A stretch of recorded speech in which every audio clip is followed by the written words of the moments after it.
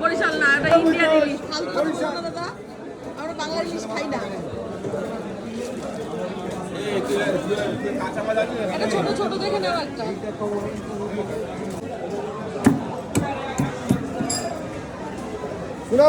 ভালো করে তুলো, হ্যাঁ সাইডে আস থাকে না কেন, পরে তোলা যায় না কিন্তু বানিরা বানের আঁশ তোলা যায় না, মাছের আঁশ।